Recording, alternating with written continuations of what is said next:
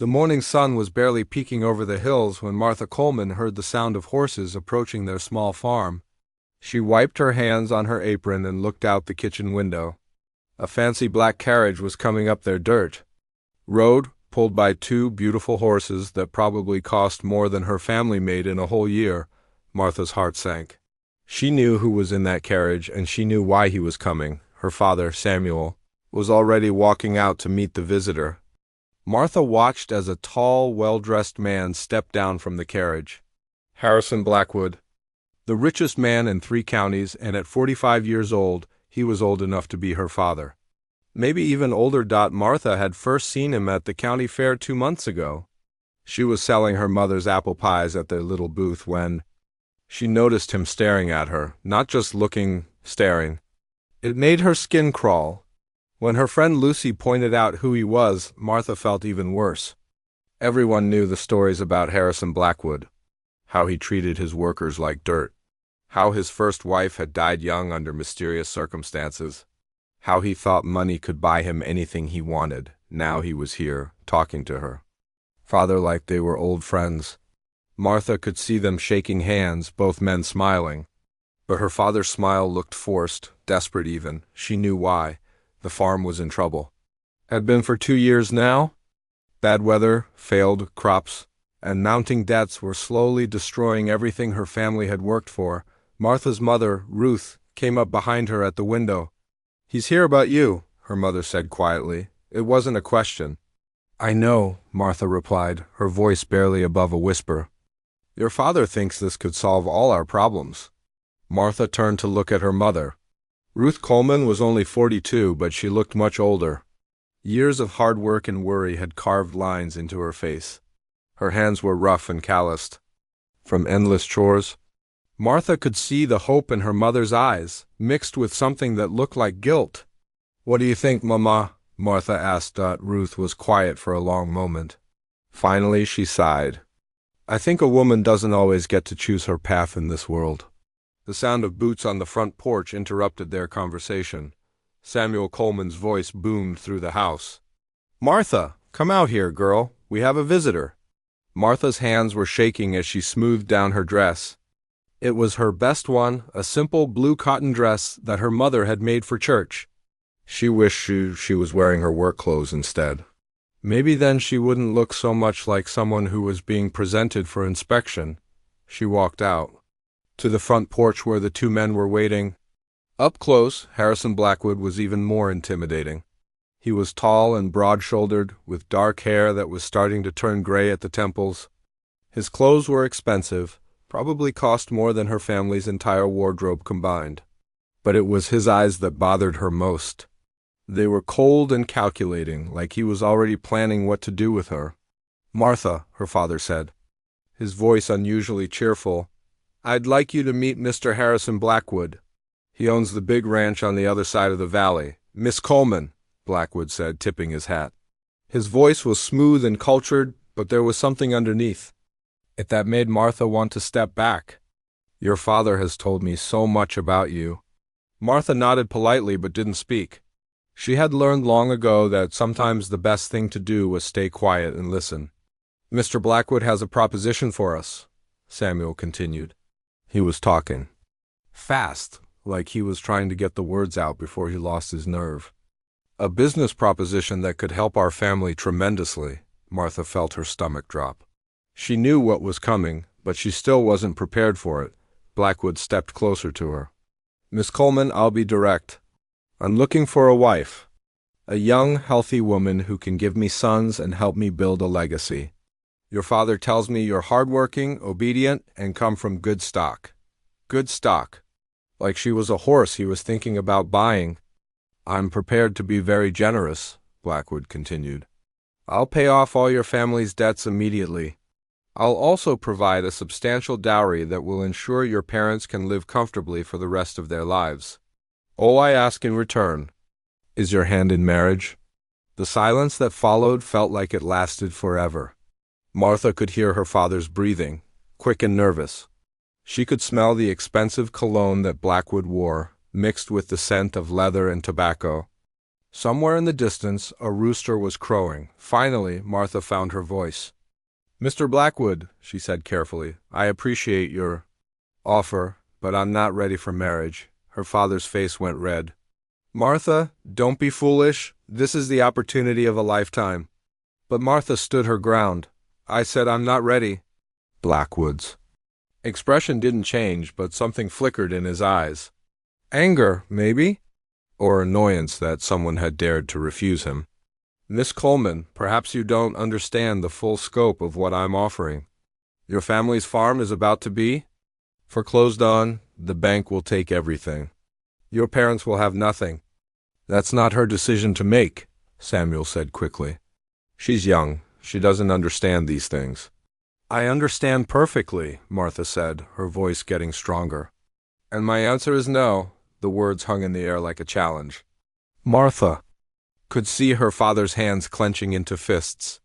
She had never directly defied him like this before, especially not in front of a stranger. Blackwood smiled, but it wasn't a pleasant smile. "I see. Well, Miss Coleman, I'm a patient man.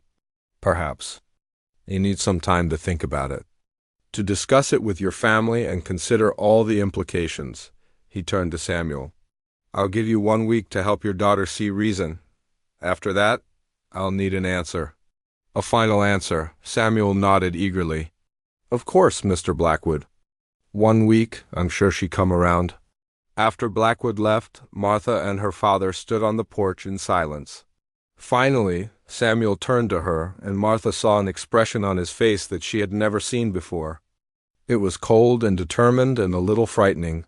"You will marry him," he said quietly. "Papa, I can't. I don't love him.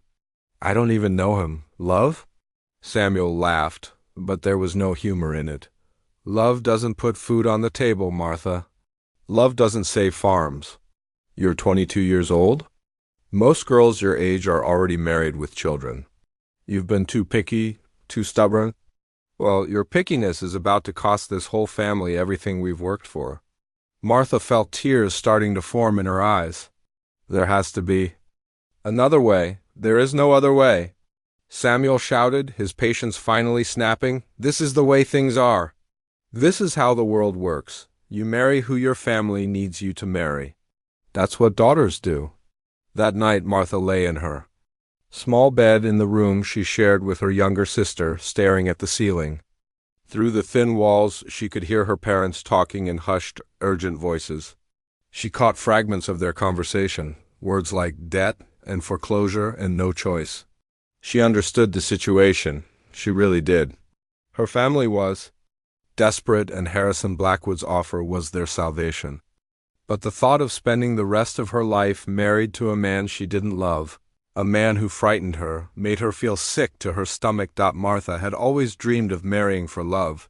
She wanted a partner, not a master. She wanted someone who would respect her thoughts and opinions, not treat her like property.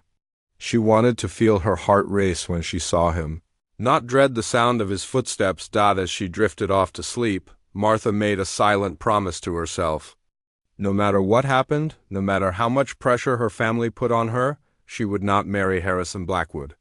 She would find another way, or she would die trying. She had no idea that her decision would soon put someone else's life in danger.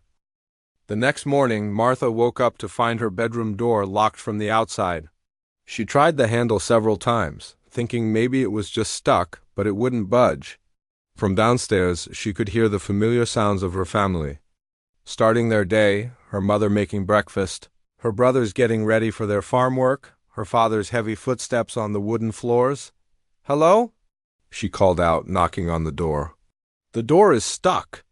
Her mother's voice came from the other side, but it sounded different, tired, defeated. "It's not stuck, Martha.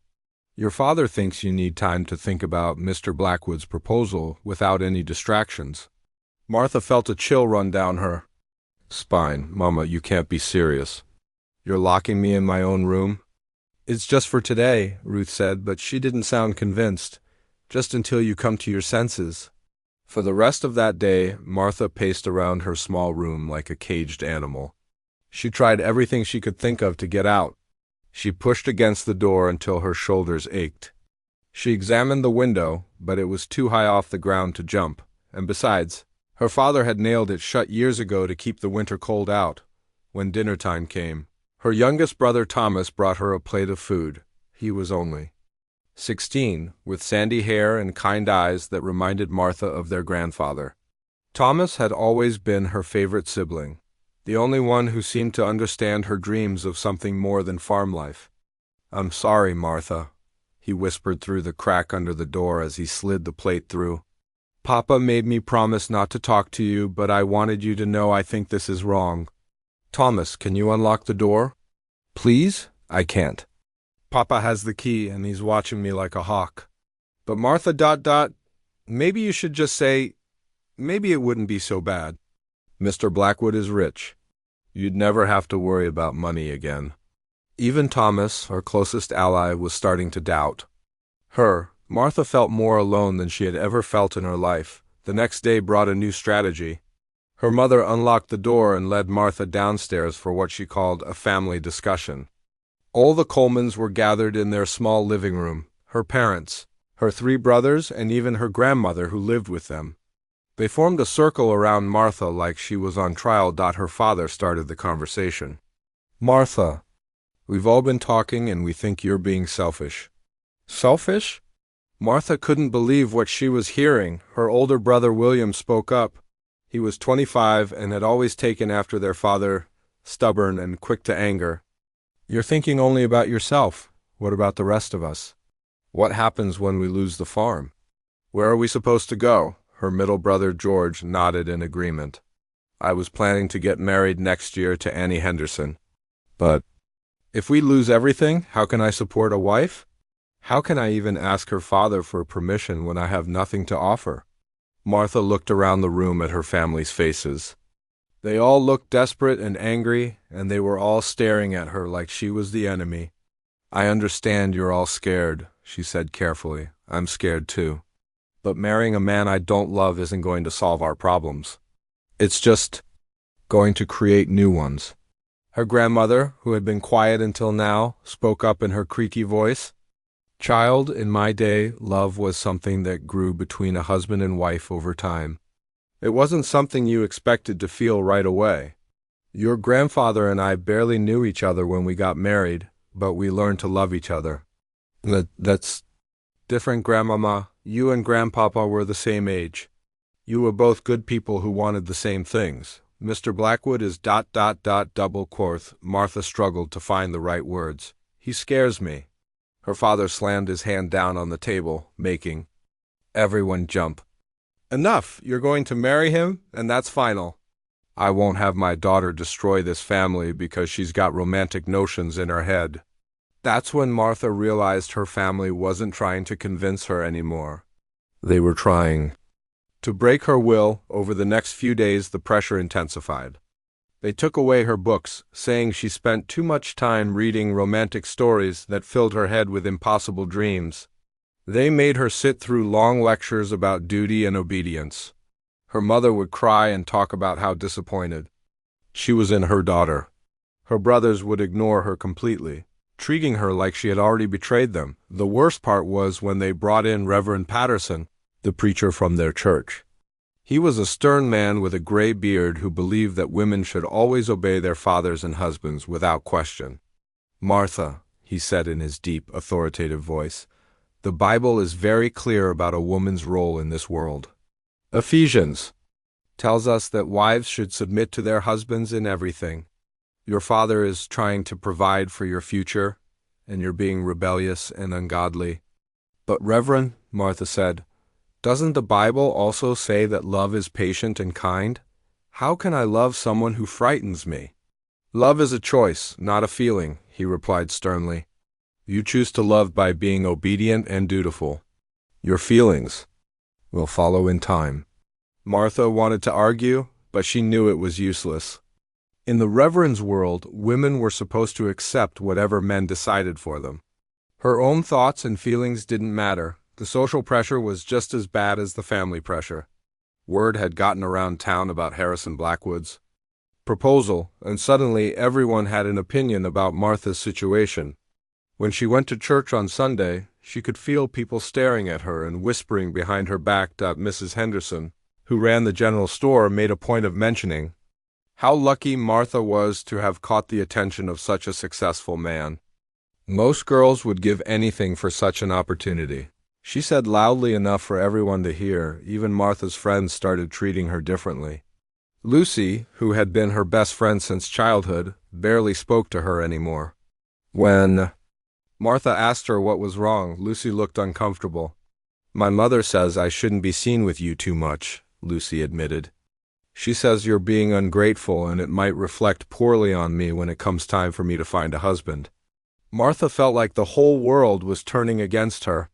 Everywhere she went, people made it clear that they thought she was being foolish and selfish.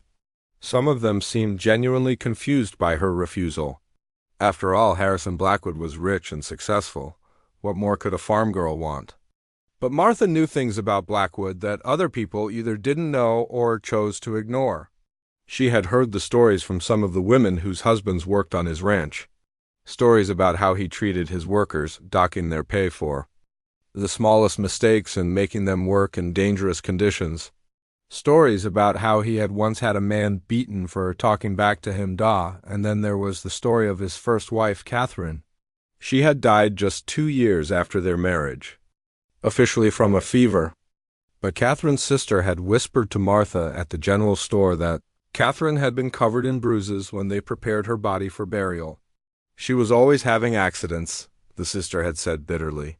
Falling downstairs, running into doors. Funny how clumsy she became after she married him. These stories made Martha's skin crawl, but when she tried to share her concerns with her family, they dismissed them as gossip and rumor. People always talk, her mother said. Especially about successful men. They're probably just jealous. As the week went on, Martha found herself becoming more and more isolated. Her family barely spoke to her except to continue their pressure campaign. Her friends avoided her. Even Thomas, who had been sympathetic at first, started to look at her with disappointment and frustration. The breaking point came on Friday night. Martha was sitting in her room, which had become her prison again, when she heard voices outside her window. Her father was talking to someone, and when she peeked through the curtains, she saw Harrison Blackwood standing in their front yard. "She's being stubborn," her father was saying. "But don't worry, she come around, I guarantee it." "I'm running out of patience, Coleman," Blackwood replied, his voice cold and threatening. "I've been more than generous with my offer, and I've given you more time than I would give anyone else. But I won't wait forever." "Just give me a few more days," Samuel pleaded. "I'll make her understand." "You'd better," Blackwood said. "Because if she doesn't agree soon, I might have to reconsider my offer entirely. And if that happens, well, the bank will be very interested to know that you've been late on your payments." After Blackwood left, Martha could hear her father pacing around downstairs, muttering to himself. She knew he was planning something new, something that would force her to give in. That night, Martha made a decision. She couldn't keep fighting her entire family and community alone. She needed help. She needed someone who understood that a person should have the right to choose their own path in life, even if that person was a woman. But where could she find such a person? In her small town, most people believed that women should do whatever their fathers and husbands told them to do. Martha felt more hopeless than ever. Little did she know that help was closer than she thought, and it would come from someone she had never even spoken to. Jake Morrison had been working at the Peterson Ranch for 3 months, but he still felt like an outsider in the small town. He had drifted into the area from Colorado, looking for work and a place to settle down. At 28, he had been moving from town to town for nearly 10 years, never staying anywhere long enough to put down real roots. Jake wasn't running from anything in particular. He just had never found a place that felt like home. He was a quiet man who preferred the company of horses to most people. He had kind eyes and calloused hands that showed he wasn't afraid of hard work. The other ranch hands liked him well enough, but they could tell he was the type who kept his thoughts to himself. The Peterson Ranch was a good place to work. Old Pete Peterson was fair with his workers and paid decent wages. The work was hard but honest. taking care of cattle, mending fences, breaking horses. Jake was good with animals, especially the difficult ones. He had a way of staying calm and patient that seemed to settle even the most aggressive horses. Jake had noticed Martha Coleman around town a few times. It was hard not to notice her. She had a way of carrying herself that was different from the other young women. While they giggled and whispered behind their hands, Martha walked with purpose. She looked people in the eye when she spoke to them. She seemed to have opinions about things, which was unusual for women in their small town. He had first seen her at the county fair, selling pies with her mother. Something about her had caught his attention. Maybe it was the way she smiled at the children who came to buy sweets, or how she patiently counted out change for customers who couldn't read the prices. She seemed kind but also strong, like she could handle whatever life threw at her. Jake had thought about approaching her that day. Maybe buying a pie and striking up a conversation, but what would he say? He was just a drifting cowboy with no money and no prospects. She was a respectable farmer's daughter who probably had her pick of local men. So he had stayed back and just watched her from a distance. That was 3 months ago. Since then, he had seen her in town a few times, usually with her family at church or helping her mother with shopping. Each time he had felt that same pull, that same desire to talk to her. But each time he had talked himself out of it. Everything changed on a Saturday morning in late September. Jake had come into town to pick up supplies for the ranch. He was loading feed sacks into the wagon when he heard shouting coming from the main street. It was a man's voice, angry and loud enough to draw attention from everyone within a block. Jake looked up to see Samuel Coleman standing in front of the general store, his face red with anger. In front of him stood Martha, her chin raised defiantly despite the fact that her father was yelling at her in front of half the town. "You're being selfish and stupid," Samuel was shouting. "Do you see these people looking at us? Do you see how you're embarrassing this family?" Martha's voice was quieter, but Jake could still hear her. "I'm not trying to embarrass anyone, Papa. I just don't want to marry someone I don't love." "Love," Samuel spat. "You think love is going to keep a roof over your head? You think love is going to put food on the table? You're 22 years old, Martha. You're getting too old to be picky." Jake felt his jaw clench. He had heard enough conversations like this to know what was happening. Someone was trying to force Martha into a marriage she didn't want.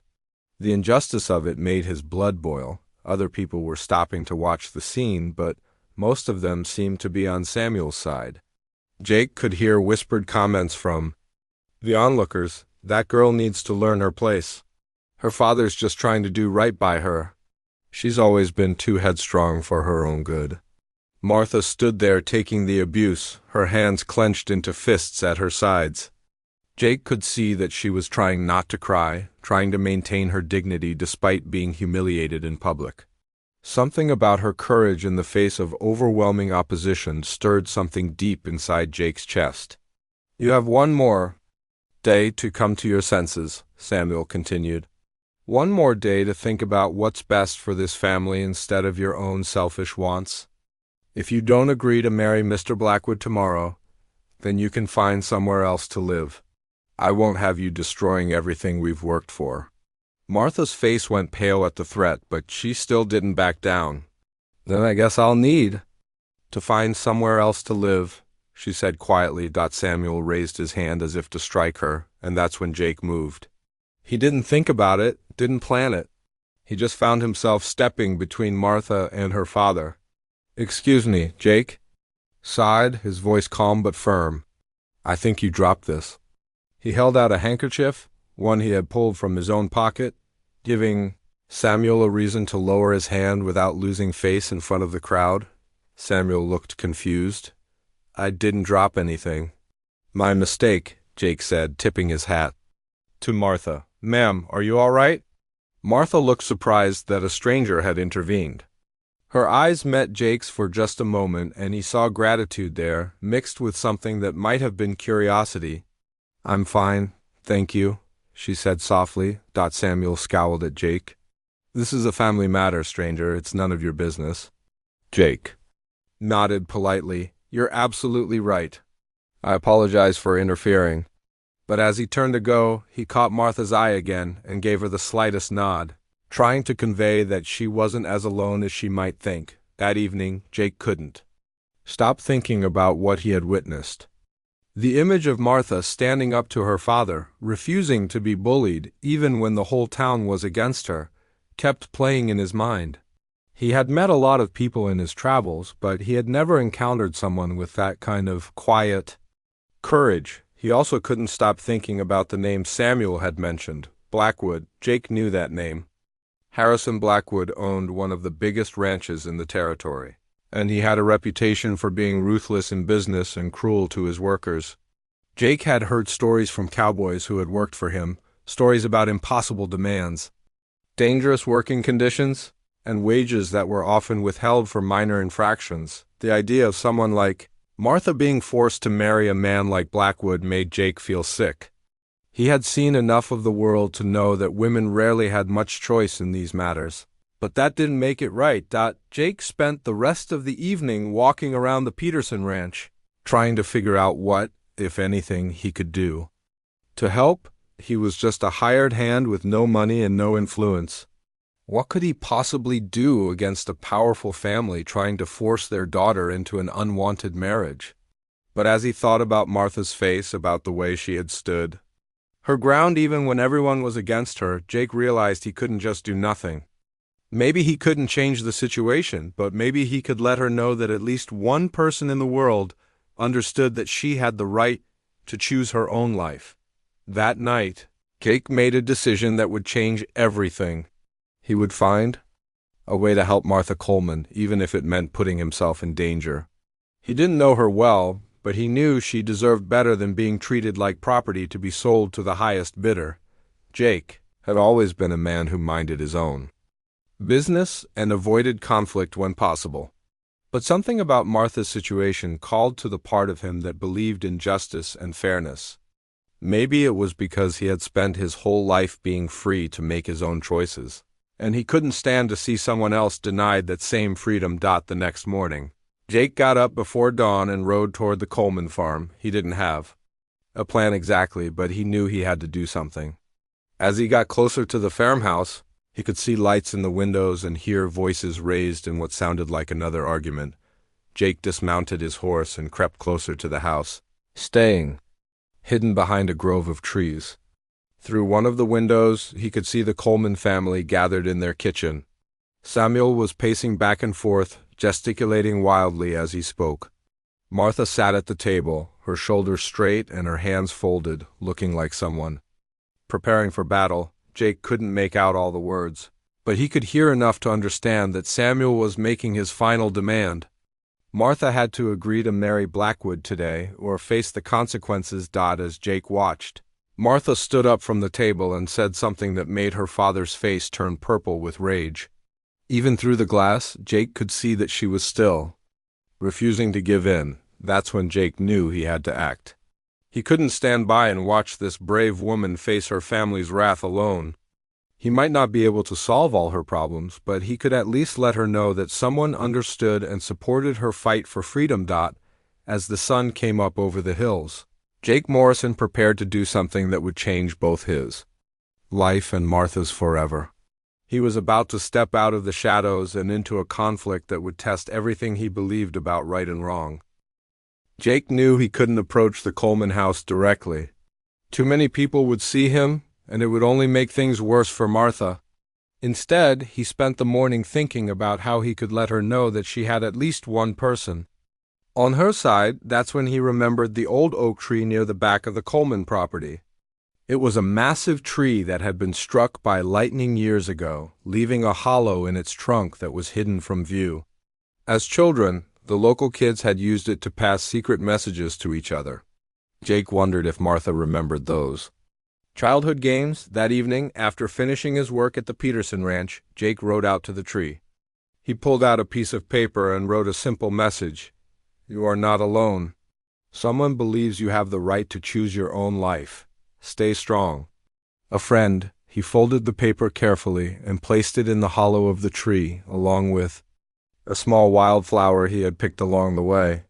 Then he rode home, hoping Martha would somehow find it. For 3 days, nothing happened. Jake began to think his plan was foolish. Maybe Martha never went near that tree anymore. Maybe she was being watched too closely by her family to wander around the property alone. But on the 4th day, when Jake checked the tree, the note was gone. In its place was a small piece of paper with elegant handwriting. "Thank you for your kindness. I had begun to think the whole world was against me. Your words give me hope." And Jake's heart raced as he read the note. She had found it. She had responded. For the first time in days, he felt hopeful. That night, Jake wrote another message. This time he told her a little about himself, that he was a ranch hand working for Pete Peterson, that he had seen her father yelling at her in town, and that he believed what was happening to her was wrong. He also carved a small wooden horse, no bigger than his thumb, using his pocket knife. It wasn't fancy, but it was the best he could do with the tools he had. This began a secret correspondence that became the bright spot in both their difficult lives. Every few days, one of them would leave a message in the hollow tree. Martha would write about her family's increasing pressure, about how isolated she felt, about her fears of what would happen if she continued to refuse the marriage. Jake would respond with words of encouragement and small gifts, carved animals, pressed flowers, smooth stones from the creek. Through these notes, they began to really know each other. Martha wrote about her love of reading, her dreams of seeing the world beyond their small town, her belief that women should have the same freedoms as men. Jake shared stories of his travels, his work with horses, his own dreams of someday owning a small ranch where he could live peacefully. Their first face-to-face meeting happened by accident.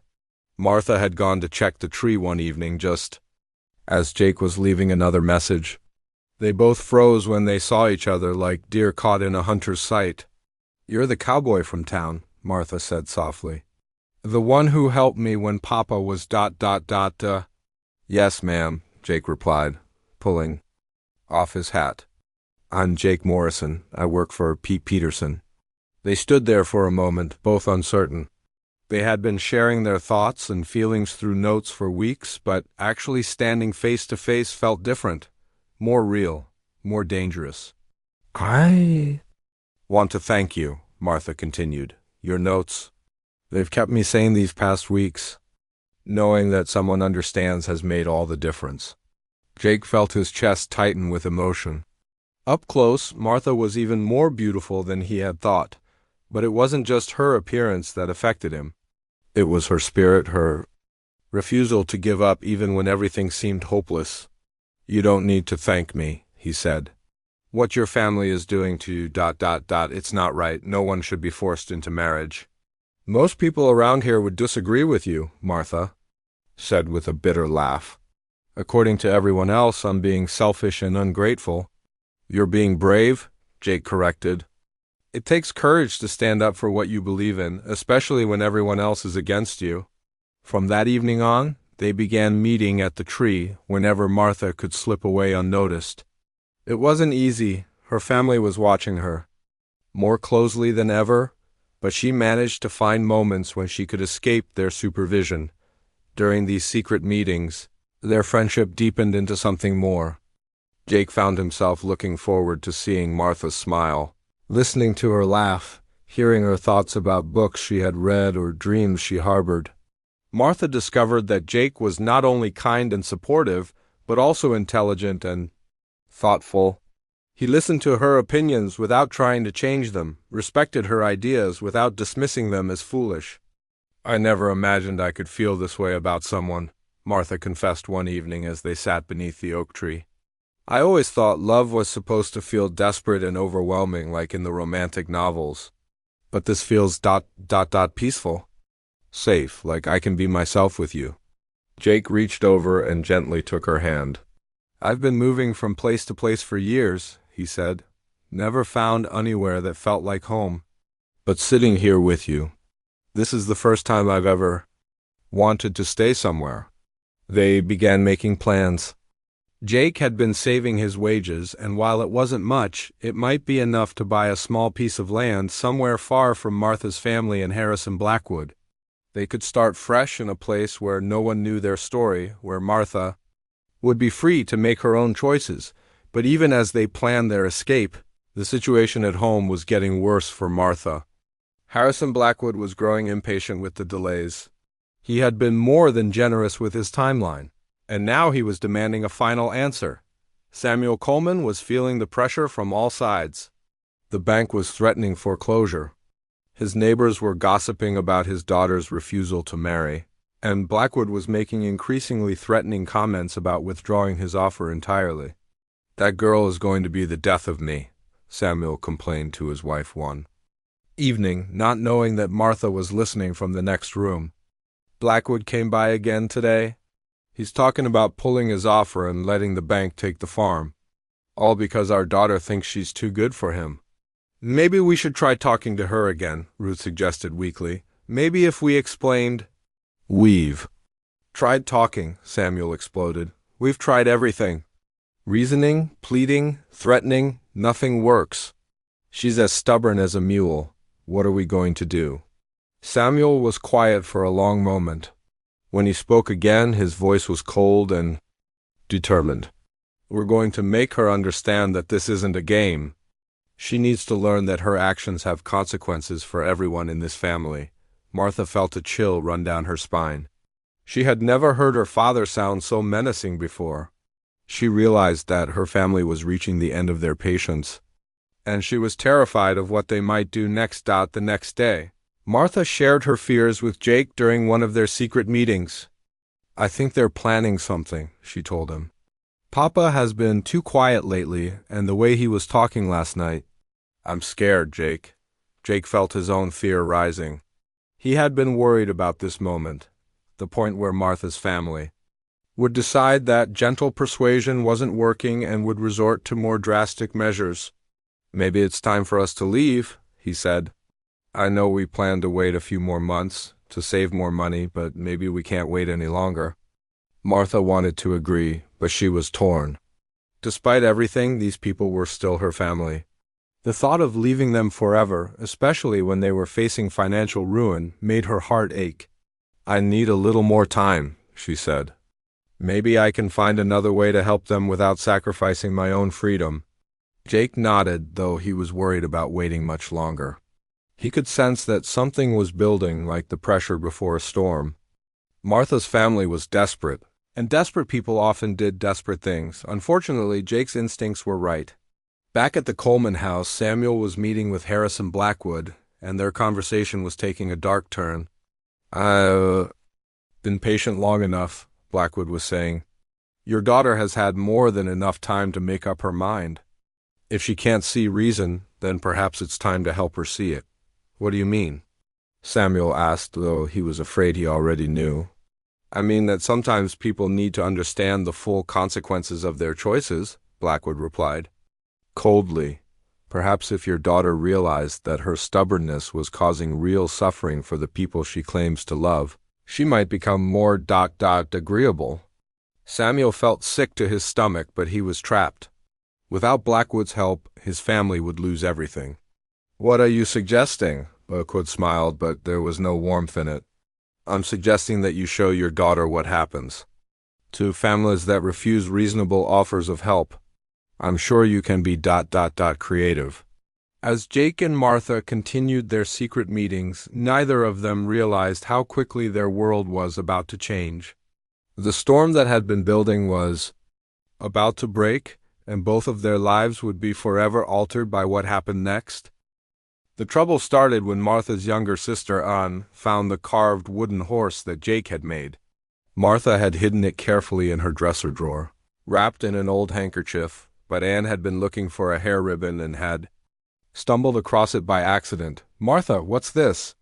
Anne asked, holding up the tiny carved horse. At 14, Anne was still innocent enough to be curious rather than suspicious. Martha's heart stopped. She grabbed the carving from her sister's hands, but it was too late. Anne had already seen it, and worse, their mother had heard the conversation from the hallway. "What's what?" Ruth asked, appearing in the doorway. "What are you girls looking at?" Martha quickly shoved the horse into her pocket, but her mother's eyes were sharp. She had raised 4 children and knew when one of them was hiding something. It was just a little wooden horse, and said innocently, "Someone carved it real nice. Where did you get it, Martha?" Martha felt trapped. She couldn't lie to her mother's face, but she also couldn't tell the truth. Someone ... Someone left it for me, she said quietly. Ruth's expression changed immediately. She stepped into the room and closed the door behind her. Who left it for you? I don't know. Martha, don't lie to me. Who has been giving you gifts? When Martha remained silent, Ruth called for Samuel. Within minutes, Martha found herself facing both her parents in their bedroom, with the carved horse sitting on the dresser like evidence. In a trial. I want to know who made this, Samuel demanded, his voice dangerously quiet. And I want to know right now. Martha lifted her chin defiantly. I told you, I don't know. Samuel's face began to turn red. Over the past weeks, his frustration and desperation had been building like pressure in a kettle. Martha's continued defiance, combined with Harrison Blackwood's increasing threats, had pushed him to the edge of his sanity. You're lying, he said. Someone has been filling your head with romantic nonsense, making you think you're too good for Mr. Blackwood. Who is it? No one is filling my head with anything, Martha replied. I can think for myself. That's when Samuel lost control. His hand came across Martha's face in a sharp slap that left her cheek burning and her ears ringing. It was the first time he had ever struck her, and the shock of it made both women gasp. Samuel, Ruth cried out, but her husband ignored her. You will tell me who has been courting you behind my back, Samuel said, his voice shaking with rage. And you will tell me right. Now, Martha touched her stinging cheek, but her eyes remained defiant. There's nothing to tell. Samuel stared at his daughter for a long moment, and Martha could see something change in his expression. The father she had known all her life was disappearing, replaced by someone desperate and dangerous. Fine, he said quietly. If you won't tell me willingly, then you'll tell me another way. That night, after the rest of the family had gone to bed, Samuel came to Martha's room. He carried a leather strap in his hands, the same one he used on the horses when they wouldn't obey. I'm going to ask you one more time, he said. Who has been giving you gifts? Who has been putting ideas in your head about refusing Mr. Blackwood? Martha's heart was pounding, but she kept her voice steady. I've already told you, no one. Samuel nodded slowly as if he had expected that answer. Turn around, Papa, please ... With shaking hands, Martha turned to face the wall. She heard the whistle of the leather strap through the air before she felt the burning pain across her back. The force of it drove her to her knees, but she bit her lip to keep from crying out. Who is it? Samuel demanded. Martha said nothing. The strap came down again and again. Each blow was worse than the last, leaving welts across her back and shoulders. Martha pressed her face against the wall, tears streaming down her cheeks, but she refused to make a sound that might wake the rest of the family. After what felt like hours, Samuel finally stopped. Martha could hear him breathing heavily behind her, and when she turned around, she saw that he looked almost as shaken as she felt. This doesn't have to continue, he said, his voice hoarse. Just tell me what I need to know, and it'll all stop. Martha wiped the tears from her face and looked directly at her father. Despite the pain, despite the fear, her resolve had not broken. I can't tell you what I don't know. Samuel left the room without another word, but Martha knew this was only the beginning. The next morning, Martha could barely move. Every step sent fire through her back and shoulders.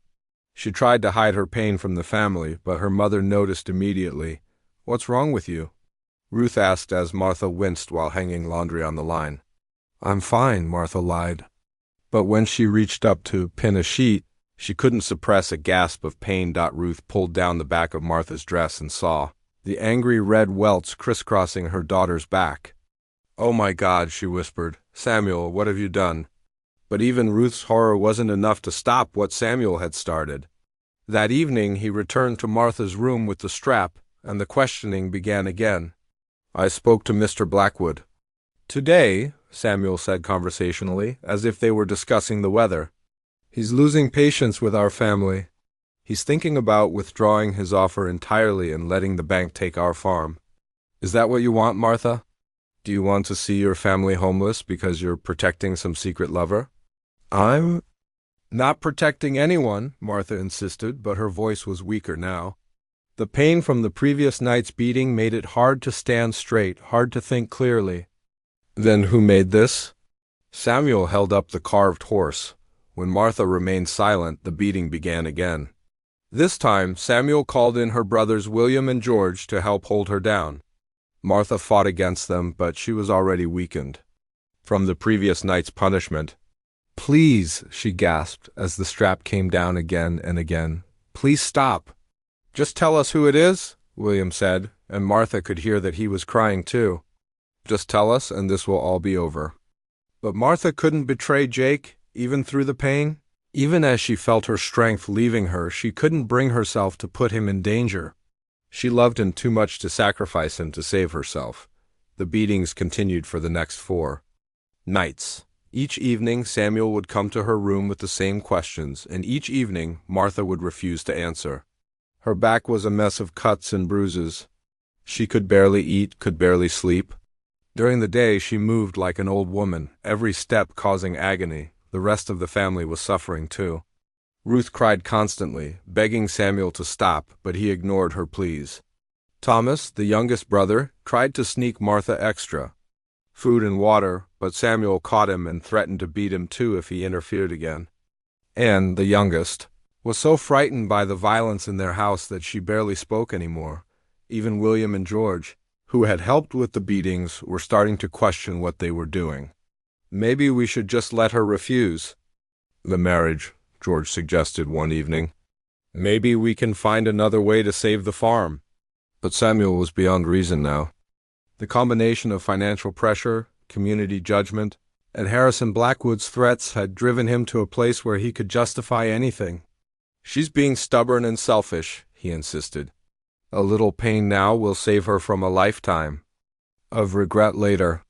Martha knew she couldn't hold out much longer. Her body was failing and her spirit was beginning to crack. Each night the beatings got worse.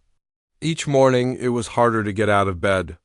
She began to wonder if she should just give in, just agree to marry Harrison Blackwood and end her family's suffering.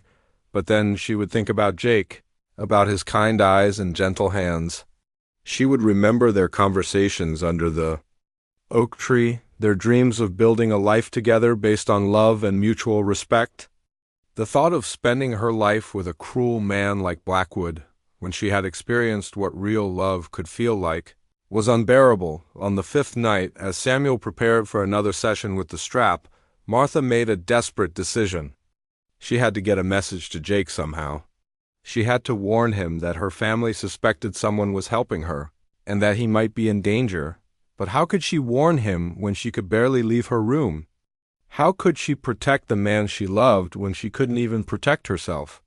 Unknown to Martha, Jake had been watching the Coleman house from a distance for several days. He had noticed that Martha hadn't been to their meeting place, and he was worried that something had happened to her. He could see lights in the house at odd hours, could sometimes hear raised voices carried on the night wind. Something was very wrong, and Jake was beginning to fear that Martha was paying a terrible price for their secret friendship. What he didn't know was that the worst was yet to come, and that soon he would have to make a choice that would change both their lives forever. Jake couldn't stand it anymore. For a week, he had been watching the Coleman house from a distance, seeing lights burning late into the night and hearing sounds that made his blood run cold. Martha hadn't come to their meeting place, hadn't left any messages in the hollow tree. Something terrible was happening, and Jake knew he had to act. On the 6th night, Jake crept close enough to the house to see through one of the windows. What he saw made his stomach turn. Martha was standing in the middle of her bedroom, her back to the window, while her father held a leather strap. Even from outside, Jake could see the welts and bruises covering her back and arms. Jake had seen enough violence in his life to know what was happening. Samuel Coleman was beating his daughter, trying to break her will and force her to reveal Jake's identity. The sight of Martha's battered body filled Jake with a rage unlike anything he had ever felt before, but it also filled him with something else. determination. Martha was suffering because of him, because she refused to betray their friendship. She was protecting him at the cost of her own safety, and Jake couldn't let that continue. He spent the rest of that night pacing around his small cabin, trying to figure out what to do. He could try to help Martha escape, but where would they go? He didn't have enough money to get them very far, and Samuel would probably have the sheriff after them before morning. He could try to confront Samuel directly, but that would likely just make things worse for Martha. As the sun came up, Jake realized there was only one thing he could do. He had to take Martha's place. He had to confess to Samuel Coleman and accept whatever punishment the man wanted to give him. It was the only way to save Martha from further suffering. Jake knew it was dangerous. Samuel was clearly beyond reason, and there was no telling what he might do to the man he blamed for ruining his daughter's future. But Jake also knew he couldn't live with himself if he let Martha continue to suffer for his sake. At noon, Jake rode his horse directly up to the Coleman farmhouse and dismounted in full view of anyone who might be watching. He walked up to the front door and knocked loudly. Samuel answered the door, his face red and sweaty from his morning work. When he saw Jake standing there, his expression changed to confusion, then suspicion. "Can I help you?" Samuel asked. "My name is Jake Morrison," Jake said, his voice calm and steady. "I work for Pete Peterson." "I believe you've been looking for me." Samuel's eyes narrowed. "What are you talking about?" Jake reached into his pocket and pulled out one of Martha's notes, one where she had signed her initial. "I'm the one who's been leaving gifts for your daughter. I'm the one who carved that wooden horse you found." For a moment Samuel just stared at him, then his face went purple with rage. "You," he roared. "You're the one who's been filling her head with nonsense.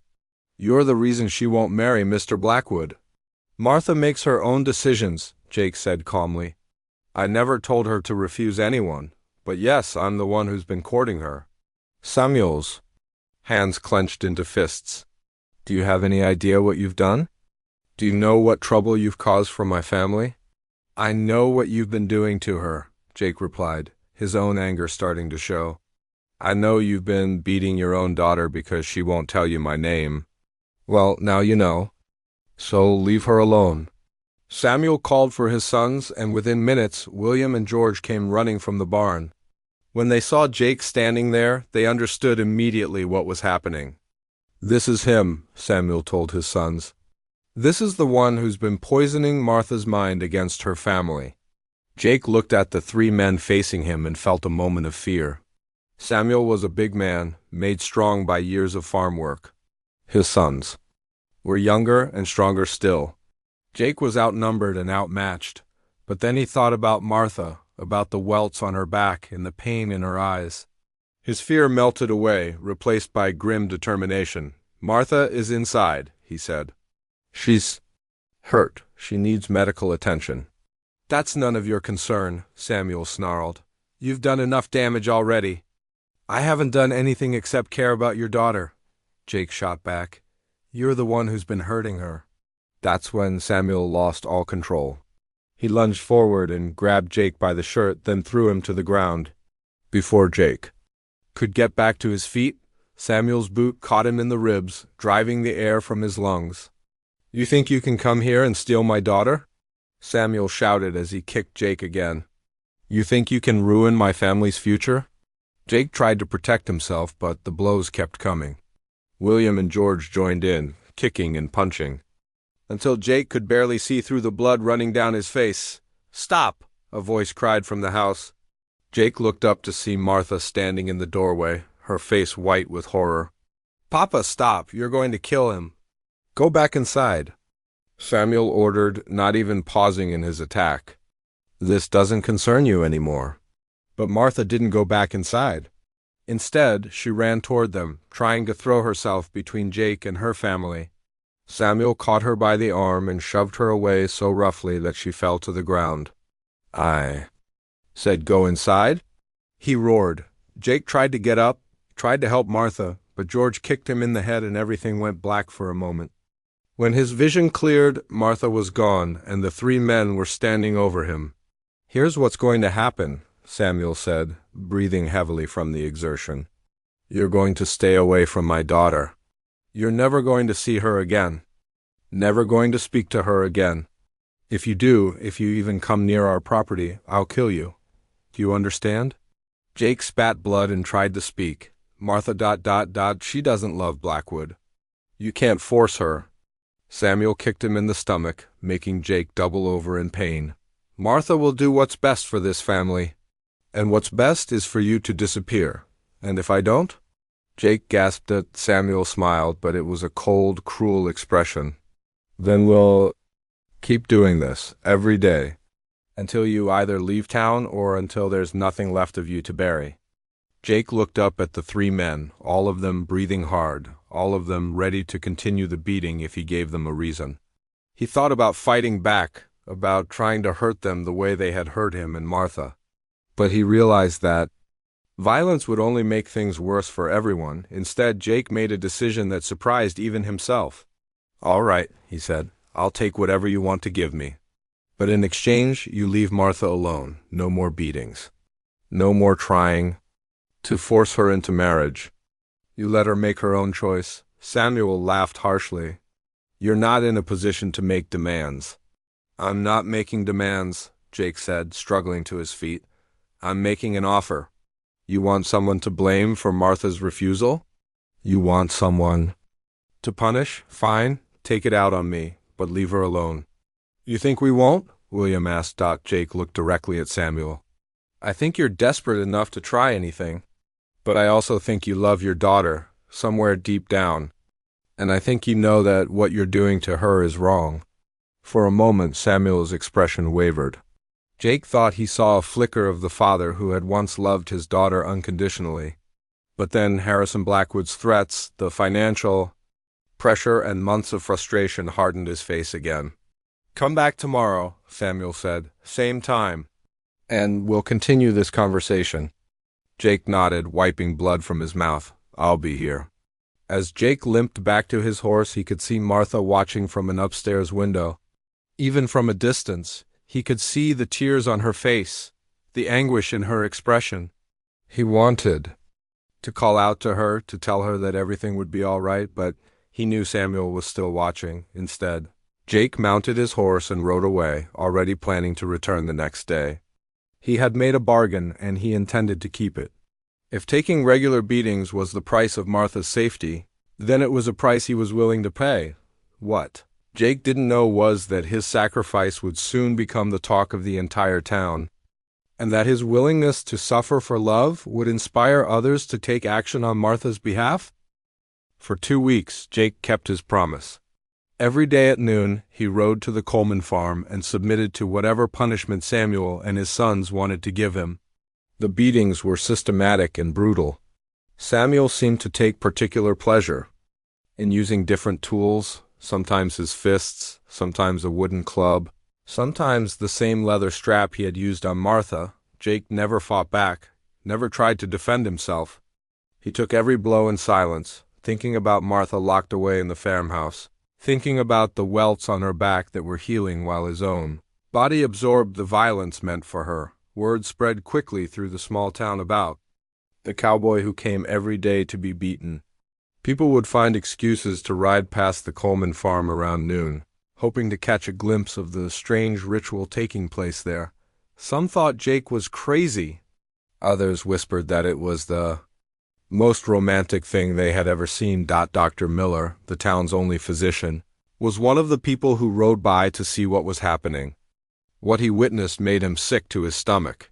On the day he watched, Jake was already unconscious on the ground, blood pooling beneath his head, while Samuel continued to kick him in the ribs. That evening, Dr. Miller stopped by the Coleman house under the pretense of checking on the family's health. What he found confirmed his worst fears. Martha was locked in the cellar, pale and thin from weeks of imprisonment and abuse. Her back was still marked with partially healed welts, and she could barely stand without help. "This has to stop," Dr. Miller told Ruth Coleman as he examined Martha's injuries. "This girl needs medical attention, not more punishment." Ruth had been watching the daily beatings from her kitchen window, and each day it became harder for her to justify what her family was doing.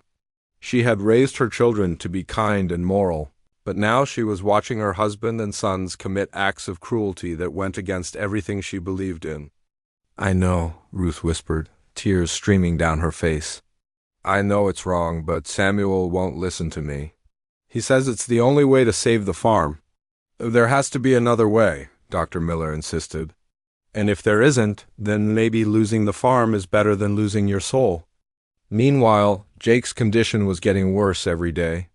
Pete Peterson, his employer, was horrified when Jake returned to the ranch each afternoon beaten bloody and barely able to walk. Pete had offered to intervene, had even suggested calling the sheriff, but Jake refused all help. "This is something I have to do," Jake insisted, even though he could barely speak through his swollen lips. "It's the only way to protect her." On the 10th day, Jake collapsed before the beating even began. He had ridden to the Coleman farm as usual, but when he tried to dismount his horse, his legs gave out and he fell face first into the dirt. Samuel and his sons stood over him, unsure what to do with an unconscious victim. "Maybe we should stop," George suggested. He was the middle son, always the peacemaker, and the daily violence was wearing on him. "Look at him, Pa, he can barely stand up." "He brought this on himself," Samuel replied, but even he seemed less certain than before. "If he would just leave town, all of this would be over." "But he's not leaving," William pointed out. "And at this rate, we're going to kill him. Is that really what we want?" Samuel looked down at Jake's unconscious form and felt a flicker of doubt. When this had all started, he had been angry and desperate, convinced that he was doing what was necessary to save his family. But now, seeing Jake's broken body, he began to wonder if he had gone too far. "Help me get him into the barn," Samuel said finally.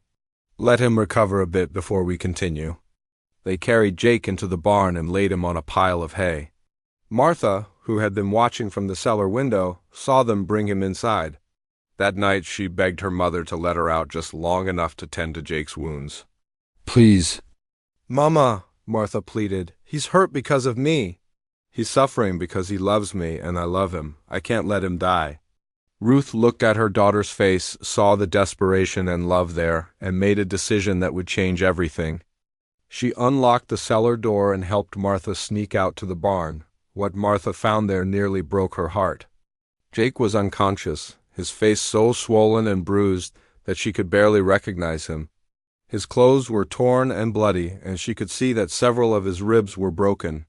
His left hand was twisted at an unnatural angle, clearly shattered from one of the beatings. "Oh, Jake," Martha whispered, tears streaming down her face as she knelt beside him. "What have they done to you?" She spent the rest of the night cleaning his wounds with water and rags that her mother brought from the house. As she worked, she talked to him softly, even though he couldn't hear her. "I'm so sorry," she whispered. "This is all my fault.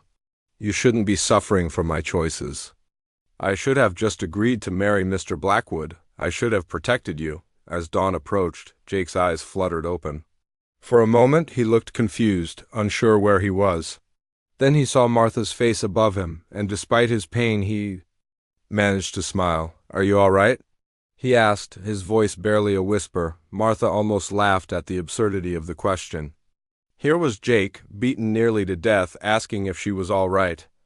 "I'm fine," she said, stroking his hair gently. "But you're not. Jake, you have to stop coming here. You have to stop letting them hurt you." "Can't," Jake mumbled. "Have to protect." You are protecting me?" Martha said. "But if you die, what good will that do either of us?" "I need you alive, Jake. I need you healthy so we can build that life together we talked about." Jake tried to sit up, but the pain in his ribs made him gasp and fall back down. "Your father ... he said he'd leave you alone if I kept coming." "My father lied," Martha said bitterly. "He's planning to force me to marry Mr. Blackwood next week, whether you keep coming or not. Your sacrifice isn't saving me, Jake, it's just destroying you." For the first time since he had started his daily visits to the Coleman farm, Jake felt doubt creeping in. Had he been foolish to think that his suffering could somehow protect Martha? Had he been making things worse instead of better? "What do we do?" he asked. Martha was quiet for a long moment, thinking. Then she looked down at Jake with determination in her eyes. "We trust that love is stronger than fear," she said. "We trust that there are still good people in this world who will help us when they see what's really happening here." Unknown to Martha and Jake, their trust was about to be rewarded. Dr. Miller had been talking to other people in town about what he had witnessed, and word was spreading about the true nature of what was happening at the Coleman farm. Sheriff Hayes, who had been reluctant to interfere in what he saw as a family matter, was beginning to understand that crimes were being committed. Even more importantly, Ruth Coleman was finally ready to stand up to her husband, seeing Martha tend to Jake's wounds. Seeing the love and tenderness between them had reminded her of what marriage should really look like. She remembered how she and Samuel had once loved each other, before fear and desperation had turned him into someone she barely recognized. As the sun rose over the Coleman farm, Ruth made a decision that would change the course of all their lives. She was going to help Martha and Jake escape, even if it meant defying her husband and losing her farm. The breaking point had been reached, and now it was time for love to triumph over fear. The change began with Ruth Coleman's courage. After helping Martha tend to Jake's wounds, she returned to the house with a new determination. She had watched her family destroy itself in the name of duty and financial security, and she couldn't stand it anymore. That morning, while Samuel was out in the fields, Ruth rode into town and went straight to Sheriff Hayes' office. She found him sitting behind his desk, looking troubled and uncertain. "Mrs. Coleman," the sheriff said, standing up respectfully. "What can I do for you?" Ruth took a deep breath. "I need to report a crime, Sheriff. My husband has been beating a man nearly to death every day for 2 weeks. Yesterday, I thought he was going to kill him." Sheriff Hayes had heard rumors about what was happening at the Coleman farm, but this was the first time someone from the family had come forward. "Are you sure you want to make this report, ma'am? This could mean serious trouble for your husband." Sure," Ruth said firmly. "What we've been doing is wrong. It has to stop." While Ruth was talking to the sheriff, Dr. Miller was making his own rounds through town. He had been thinking about Martha and Jake all night, and he had decided that someone needed to take action. He stopped at every business in town, telling people what he had witnessed at the Coleman farm. "That young man is going to die if this continues," he told anyone who would listen. "And that girl is locked up like a prisoner in her own home. This isn't about family discipline anymore. This is about cruelty and violence." By noon, a crowd had gathered outside the Coleman farmhouse. There was Sheriff Hayes, Dr. Miller, Pete Peterson, Jake's employer, and nearly a dozen other townspeople, who had come to see what was happening for themselves. Samuel Coleman was standing in his front yard with his sons, preparing for another daily beating session when he saw the crowd approaching. His face went pale as he realized that his private family matter had become very public indeed.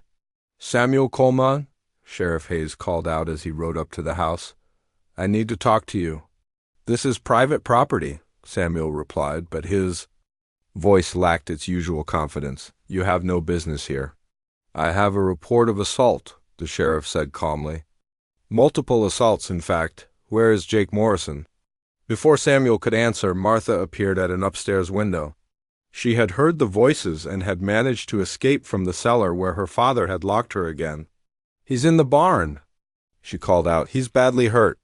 Several of the townspeople rushed to the barn, with Dr. Miller leading the way.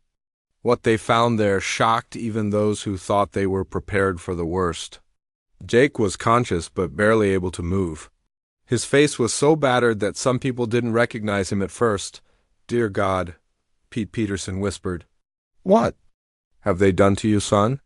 Dr. Miller immediately began examining Jake's injuries. "This man needs to be taken to town immediately," he announced to the crowd. "He has multiple broken bones and internal injuries. Another day of this treatment could have killed him." While Dr. Miller was tending to Jake, Sheriff Hayes was confronting Samuel in the front yard. "You're under arrest for assault," he announced. "You and your sons. You can't arrest me," Samuel protested. "This is my land, my family. That man was corrupting my daughter." "That man," the sheriff replied coldly, "is a citizen of this territory. And you nearly beat him to death." That's a crime, regardless of your personal feelings. Harrison Blackwood chose that moment to arrive at the farm, riding up in his fancy carriage with the confident air of a man who expected to get his way. He had come to demand a final answer from Martha about their marriage, but he found himself facing a very different situation than he had expected. "What's all this commotion?"